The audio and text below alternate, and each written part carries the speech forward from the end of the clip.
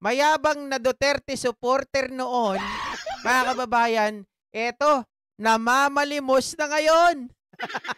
Halakak, Kilala nyo mga halakak. kababayan, itong DDS supporter na ito, na si Jun Abines. Oh, lubog na ata mga kababayan at hindi na malaman kung paano po mga ka-GPnatics, paano ilalaban ang buhay. Dahil naubos na ata ang lahat ng kanyang yaman sa pagsuporta sa mga DDS, lalong-lalo na kay Digong, at sa kadahilanan o ang naging consequences sa pakikipaglaban niya, nasobrahan. At puro demanda ngayon ang kanilang natatanggap. O, tingnan nyo, mga kababayan. Teka lang, ha. At ganun. Yung photo natin, iba na yung lumabas. Image. Ayun, oh.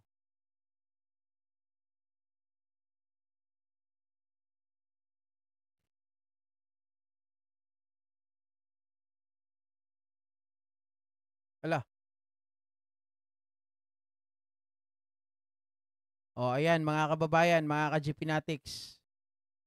Ayon po dito, kay Abines. Oh, ba't ganito? Iba yung lumalabas dito eh, no? Ayan, kunin ko na lang. Kopya.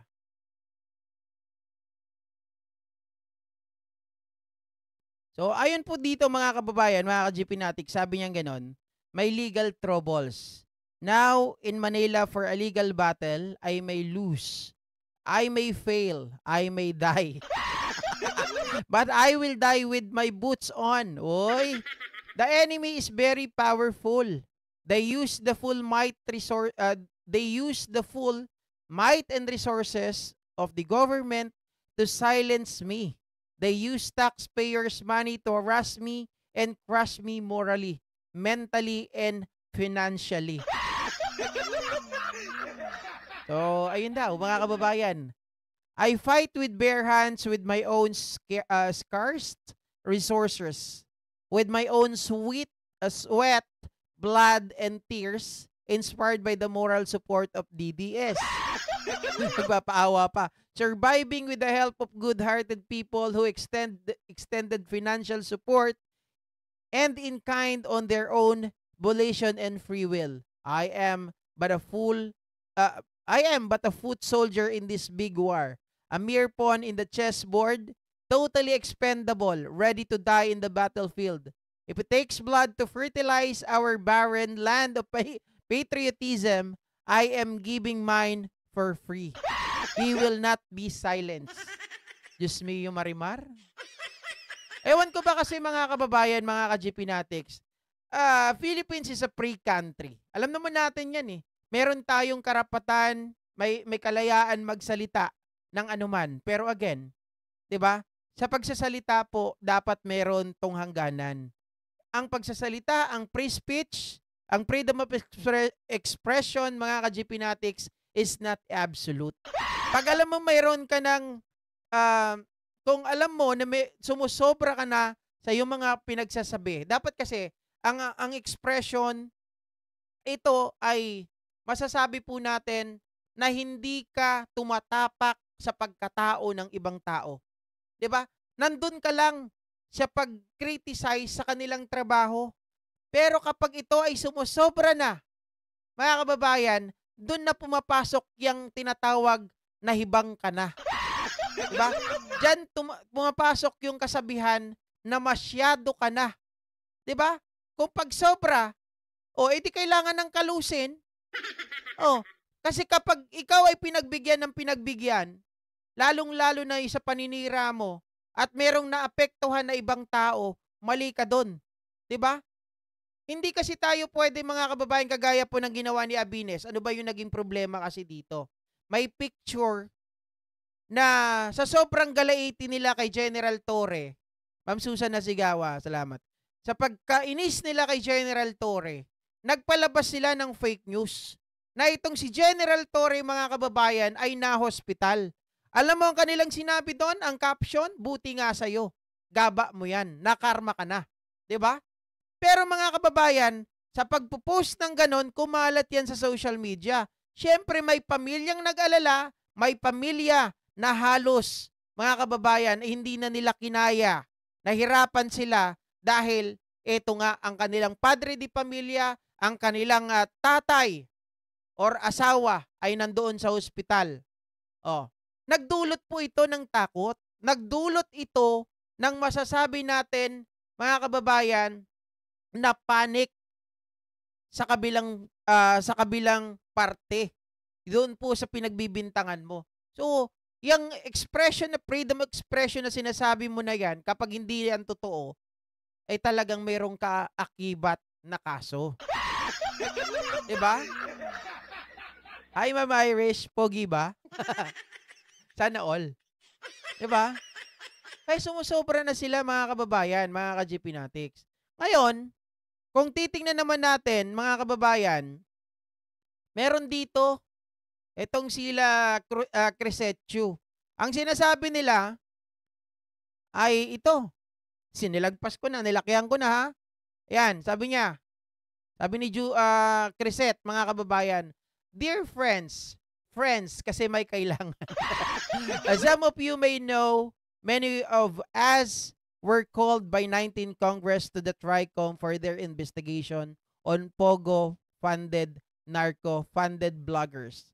It has been a bad experience for all of us, but some more than others. You do not know this, but some of us have been issued warrant of arrest for cyber libel, have had cases filed against us, have active ongoing cases. I know that the idea behind the cases is to hassle us and stress us so we lose our fighting spirit. But hanggang kaya, that will never happen. Mga kababayan, okay, hindi ko alam kung katangahan ba yung ginagawa ng mga ito. 'Di ba? Tayo, sabi ko nga kanina, may hangganan. Kapag alam mo na hindi mo na kayang ilaban, at alam mong may mali ka na, siguro baka hindi nyo alam na mali na kayo. Oh. Aba, syempre mga kababayan, ginusto nyo yan eh. Tapos ngayon umiiyak kayo. Yari ka! Diba? Ba't kayo umiiyak? Alam mo, ganito yan eh. Sabi nga ng mga na-experience na ng mga bagay na yan, dapat alamin mo kung kailan dapat magpatuloy. Kung kailan dapat lumaban at kailangan na tayo ay umatras. Diba? Mga kababayan, may mga paglaban na kailangan nating umatras, hindi ang ibig sabihin nun ay karuwagan. Yun ay pag-iwas sa mga maaring consequences na pwede nating kaharapin sa mga susunod na araw. Ako siguro, mga kababayan, hindi sa pagiging duwag ha. Sabi ko nga, ang pag-atras ay hindi pagiging duwag. Pag alam mo na wala kang kalaban-laban, pag alam mo na pwede ka naman mag-express ng iyong expression, ng iyong nararamdaman, edi pwede mo naman pakawalan yan, pero know your limit. Alam mo dapat hanggang saan ka lang, o hindi ako pwedeng lumagpas dahil wala akong pang-abogado. Diba? Hindi mo pwedeng sabihin, ay okay lang yan, tutulungan naman ako ng mga Duterte. Nasaan ngayon ang mga Duterte? Diba? Yung mga nandun nga sa Qatar, hindi nga tinulungan ng mga Duterte. May balibalita na pinangakuan sila ng abogado. May balibalita, pinangakuan sila ng pera. May balibalita na kahit anong mangyari, hindi sila makukulong, pero hindi nangyari. Diba? Oh. So, dapat, alam mo kung saan pwedeng lumaban ng dire-diretso. Alam mo rin sana, yung paglaban na dapat umurong ka na kasi wala ka talagang kalaban-laban. Lalong-lalo na mga kababayan, yung paglaban na tinatawag natin, na alam mong mali ka, pinipilit mo pa rin.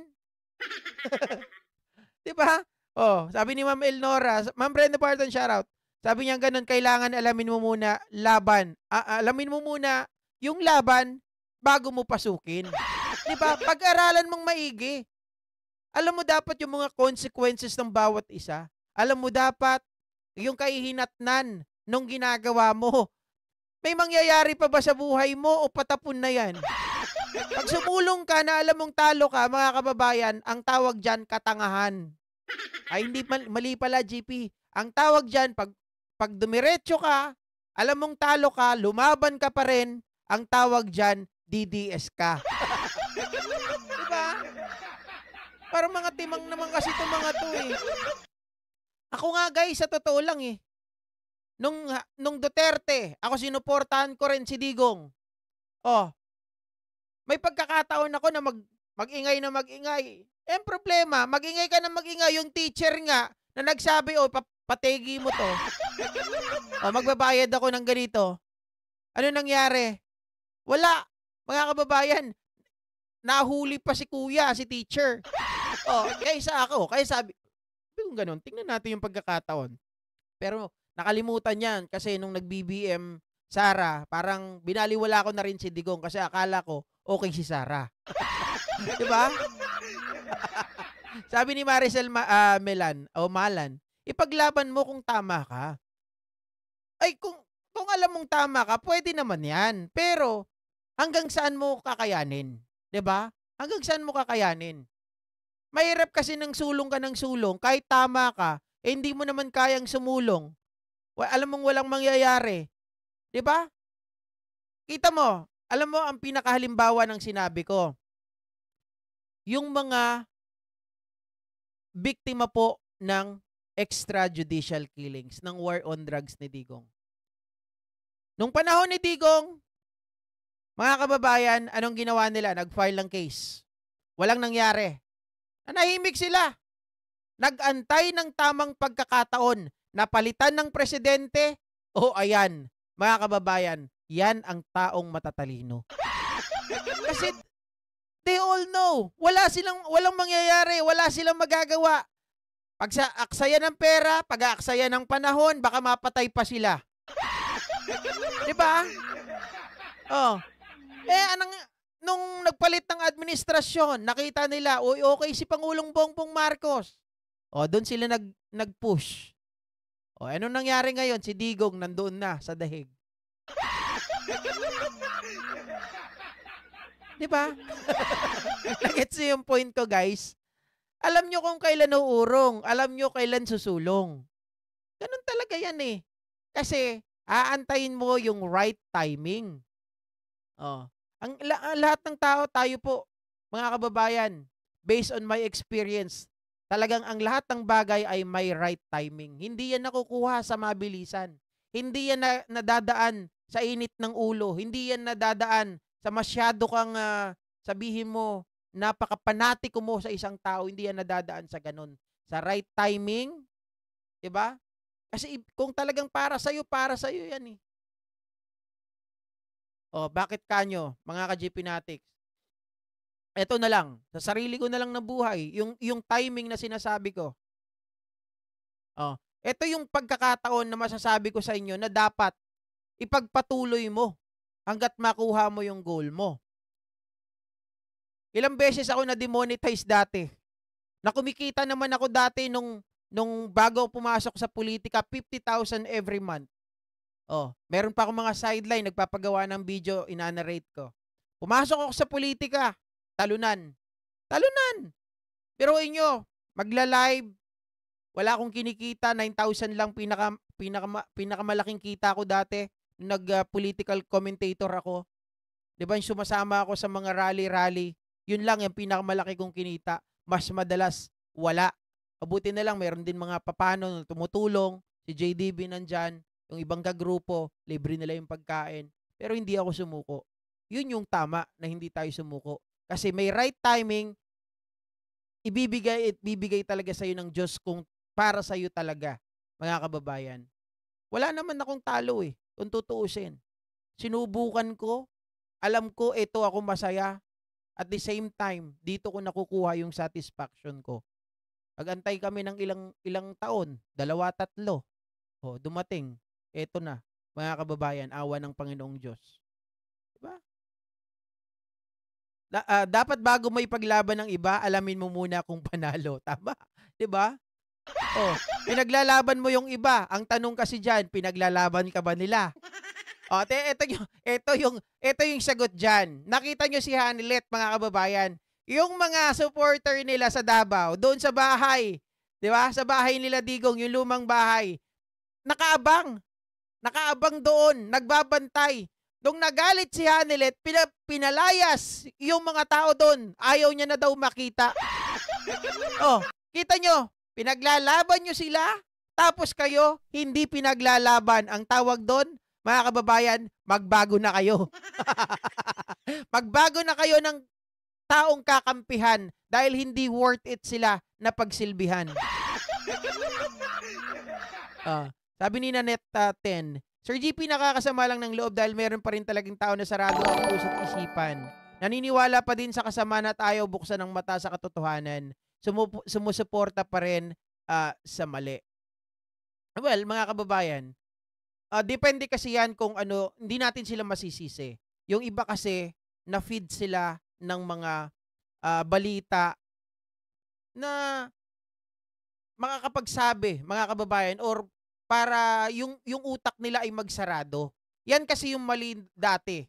Walang dumedebunk sa mga DDS vloggers dati. Unlike ngayon, mga kababayan, nandyan na sila Attorney Claire Castro, at the same time back up tayo sa kanila, 'di ba? Unlike dati, na talagang grabe, feed ng feed, iyan sila Maharlika. Kaya nga sabi ko sa inyo, there was a time I had experience doon sa Novaliches. Nung pumunta kami ni Mrs. doon, ay, gusto ko makipagsagutan sa nagiinuman. Kasi matatanda na. Kasi ang napapanood lang daw nila sila Maharlika. Kaya tingin nila, adik si PBBM, adik ang pamilya niya. Ganito, ganyan. Oh. Shout out to Ma'am Carmelita Gadia. Alan de la Cruz.